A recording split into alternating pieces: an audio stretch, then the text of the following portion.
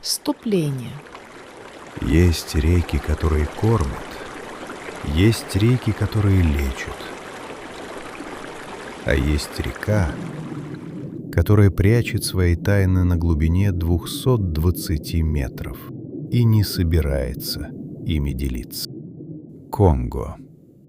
Реку, которую местные племена называли Нзади-Анзери. Река, поглощающая реки. И это не метафора, это предупреждение. Это самая глубокая река на планете. 220 метров. Это 73-этажный дом под водой. Вторая по длине в Африке, 9-я в мире. И единственная крупная река, которая пересекает экватор дважды. Каждую секунду Конго сбрасывает в океан столько воды, что хватило бы заполнить 13 олимпийских бассейнов. Ее бассейн — это 13% всей Африки. Второй по величине тропический лес на планете после Амазонки. Но главное не цифры. Главное, что живет в этой воде и что прячется в ее глубинах. Рыбы с зубами размером с белую акулу, бегемоты, которые перекусывают лодки пополам, слепые существа, которых никто не видел живыми, и легенда о динозавре, который, может быть, до сих пор живет в этих болотах. Конго. Добро пожаловать в сердце тьмы. Река без дна. Конго. Конго рождается в горах Восточно-Африканского рифта. Оттуда она начинает свой путь почти 5000 километров через сердце континента, через 10 стран, через второй по величине тропический лес в мире, 500 миллионов акров джунглей. Это больше, чем Аляска. Но вот что по-настоящему поражает. Нижнее течение Конго от Киншасы до океана — это 300 километров ада. Пороги Ливингстона — серия водопадов и каньонов, непроходимых для любого судна. Именно здесь река падает на 200 метров за 100 километров и достигает своей немыслимой глубины. Водовороты диаметром 12 метров затягивают все на своем пути. Подводные течения настолько мощны, что создают подводные водопады, потоки, которые обрушиваются вниз на сотни метров под поверхностью. Люди не могут туда спуститься. Никто не знает, что там внизу. Конго разделила мир пополам. 2 берега, 2 столицы — Киншаса и Браззавиль — смотрят друг на друга через воду. Но это не просто география. Течение Конго настолько мощное, что рыбы на одном берегу эволюционировали совершенно иначе, чем на другом. Как будто река — это не вода, а стена. Здесь обитают более 300 видов рыб, одна из самых высоких концентраций эндемиков на планете. Эндемики — это виды, которые не встречаются больше нигде в мире. На берегах — гориллы, бонобо, лесные слоны. В воде — крокодилы, бегемоты и кое-что пострашнее. Хищники Конго. Представьте пиранью, а теперь увеличьте ее в 5 раз. Добавьте 32 зуба, острых как кинжалы, размером с зубы белой акулы. Добро пожаловать!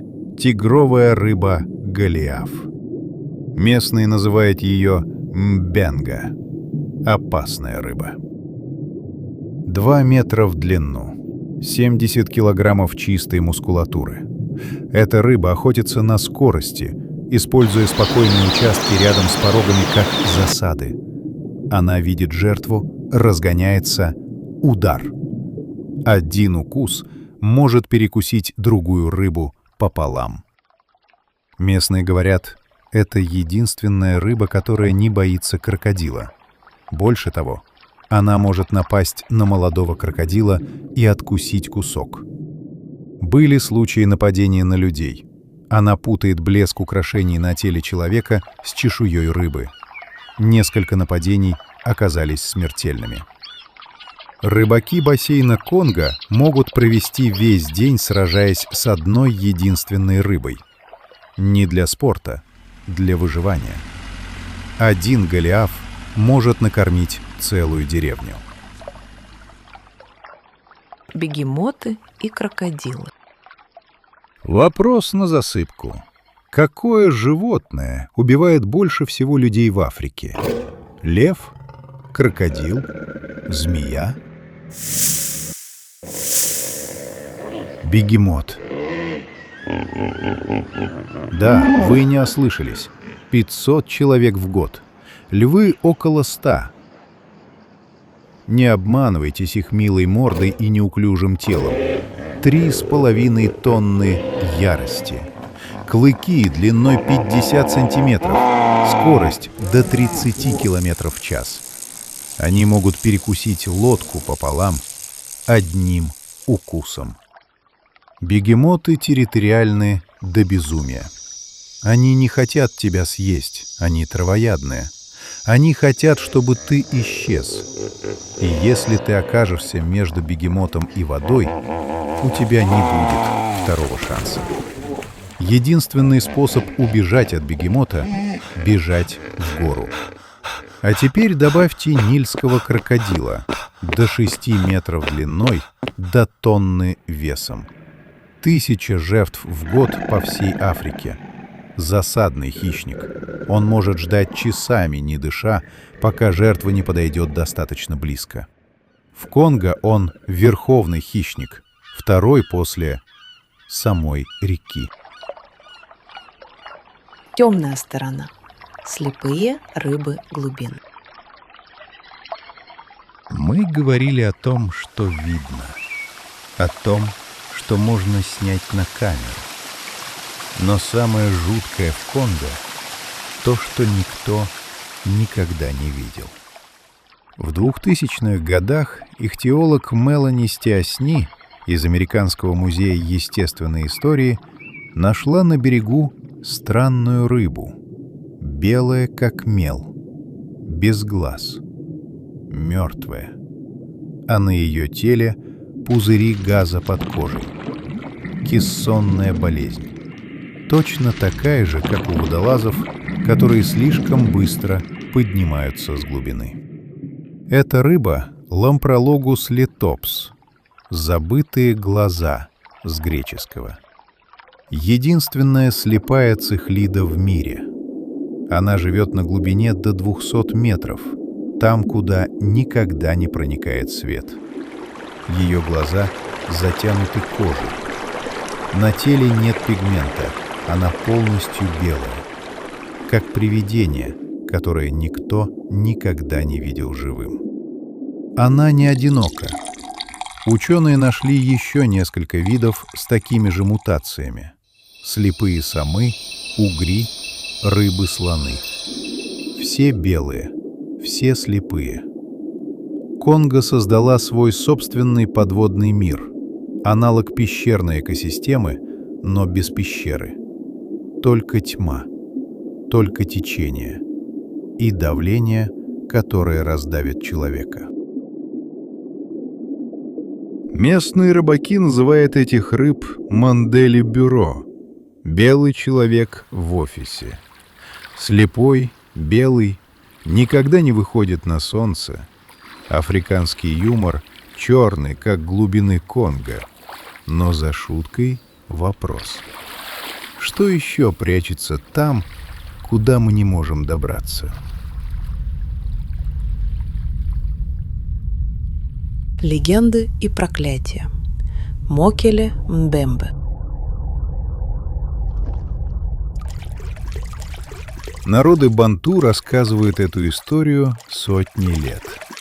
В болотах Конго живет существо, огромное, с длинной шеей и телом размером со слона. Они называют его Мокеле Мбембе. тот, кто останавливает течение рек. Описание: коричнево-серая кожа, гладкое тело, длинная шея, хвост, как у крокодила, и один рог или зуб. Звучит знакомо? Палеонтологи сразу узнали в этом описании зауропода, длинношеего динозавра, который вымер 65 миллионов лет назад. Или нет? Более 50 экспедиций. Биологи, криптозоологи, даже BBC — все пытались найти Мокеле Мбембе. Никто не нашел ни одного доказательства. Но и опровергнуть не смогли. Конголезский натуралист Аянги сказал: если оно существует не так, как слон. Никто не ищет Пачамаму в Андах с камерой. Для местных Мокеле Мбембе — это не животное, это дух реки. Сердце тьмы. Но у Конго есть и другая темная сторона — человеческая. В 1898 году король Бельгии Леопольд II объявил бассейн Конго своей личной собственностью. Не колонией страны, личной собственностью. 10 миллионов жизней было потеряно за 23 года его правления ради каучука и слоновой кости. Это не легенда, это история. Именно об этом писал Джозеф Конрад в своем романе «Сердце тьмы». Он плыл по этой реке. Он видел, что творил человек, когда думал, что никто не смотрит. «Сердце тьмы» — это не про джунгли, это про нас. Сегодня Конго кормит 75 миллионов человек. Она — главная транспортная артерия Центральной Африки и крупнейший неиспользованный резерв гидроэнергии на планете, плотина Инга, могла бы осветить всю Африку. Но пока она остается одной из последних великих тайн планеты. Финал. Конго старше нас. Она текла здесь, когда на берегах еще не было ни одного человека. Она пережила ледниковые периоды, империи и войны. И она все еще здесь.